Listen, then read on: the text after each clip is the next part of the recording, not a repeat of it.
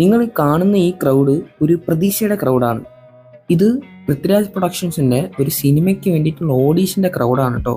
അങ്ങനെ എൻ്റെ first audition attend ചെയ്യാനായിട്ട് ഞാൻ ട്രിവാൻഡ്രത്ത് നിന്ന് എറണാകുളത്തേക്ക് ട്രെയിൻ കയറുവാണ് സുഹൃത്തുക്കളെ. ഇതെൻ്റെ ഫസ്റ്റ് ഓഡീഷൻ ആയതുകൊണ്ട് തന്നെ എനിക്ക് വലിയ പ്രതീക്ഷകളൊന്നുമില്ല. ഫസ്റ്റ് ഓഡീഷൻ തന്നെ കിട്ടണമെന്നുണ്ടെങ്കിൽ അങ്ങനെ നമ്മൾ രാവിലെ 8 മണിയായപ്പോൾ എറണാകുളത്ത് എത്തി കേട്ടോ. നമുക്ക് കാക്കനാടാണ് കേട്ടോ പോകാനുള്ളത്. ഇവിടെ മെട്രോ സർവീസൊക്കെ അത്യാവശ്യം ഉള്ളതുകൊണ്ട് തന്നെ കൊച്ചിയിൽ ട്രാൻസ്പോർട്ടേഷൻ കാര്യങ്ങളൊക്കെ ഈസിയാണ്. ബൈ ദ ബൈ ഞാൻ ഒറ്റയ്ക്കല്ല കേട്ടോ പോകുന്നത്. എൻ്റെ കൂടെ വസന്തും ഉണ്ട്. നമ്മൾ സ്നേഹത്തോട് ജൊപ്പ എന്ന് വിളിക്കും.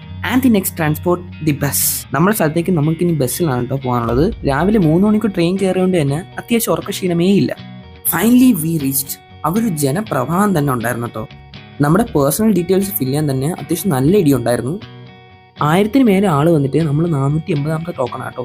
ഉച്ചയ്ക്ക് ഒരു 1 മണി കഴിഞ്ഞപ്പോൾ നമ്മൾ രണ്ടുപേരും ഒരു കടയുടെ ഫ്രണ്ടിൽ പോയി നന്നായിട്ട് ഉറങ്ങി കേട്ടോ. അങ്ങനെ വൈകുന്നേരം 4 മണിയായപ്പോൾ നമ്മുടെ ഓഡീഷൻ കഴിഞ്ഞു കേട്ടോ. ഈ ബാക്കിൽ കാണുന്ന ഈ റൂമിൻ്റെ അകത്തായിരുന്നു നമ്മുടെ ഓഡീഷൻ. ആൻഡ് രാത്രി നമുക്ക് ട്രെയിൻ കിട്ടിയില്ല. അതുകൊണ്ട് KSRTCയിലാണ് തിരിച്ചു വന്നത്. ഈ ഒരു ഓഡീഷൻ വന്നപ്പോൾ എനിക്ക് മനസ്സിലായി എത്ര ആൾക്കാരാണ് ഈ ഫിലിമിൻ്റെ പുറകെ പാഷനേറ്റ് ആയിട്ട് നടക്കുന്നതെന്ന്. ഒരു വഴി അടഞ്ഞാൽ വേറൊരു വഴി എന്തായാലും തുറന്നിരിക്കും.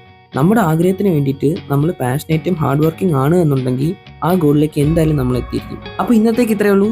By for today.